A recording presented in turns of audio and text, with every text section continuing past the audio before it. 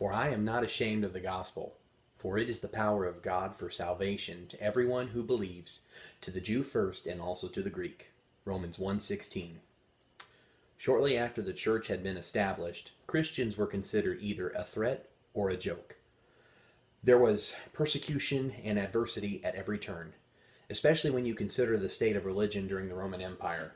The Romans were polytheistic. They worshipped multiple gods. The empire had absorbed so many cultures when it would conquer different lands, it was difficult to keep up with who was worshipping who.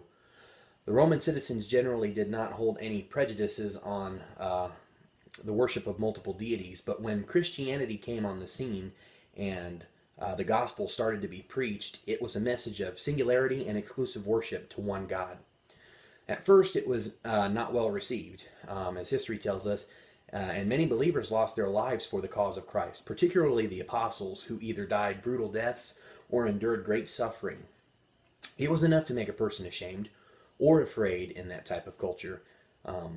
Paul, when his letter was written to the Roman church, addressed this issue by declaring that the gospel was not something to be ashamed of. Rather, it was the very thing that would save them spiritually by the power of God through the death, burial, and resurrection of Jesus. Originally, Jesus came to offer salvation to the Jews, and while the church had a large Jewish occupancy, the church was extended to the Gentiles because national Israel rejected Jesus. Paul was God's vessel to the non-Jew, and he made it perfectly clear that whether you were a Jew or not, the offer of salvation was now going to be available for all who wanted to receive it. Today, our culture is rapidly progressing towards an anti-Christian worldview, and believers are being attacked on all fronts. The very foundations are under attack, and many churches are dying or changing their message so it is less biblical and more of a social club where you can go in and feel good about yourself.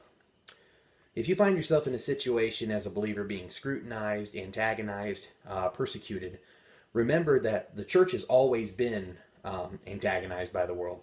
And while it may seem like it's only going to get worse for those who believe in the Bible, God is still on the throne.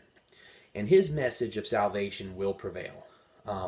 We need not focus on the here and now, but we need to look to Jesus and live in light of eternity. This world, it isn't our home. It's a path to a final destination. And as believers, our destiny is already determined. So rather than be ashamed, we should take courage that our faith is not based on what the world finds acceptable, but what God says in his word. That is, and should always be, our final authority.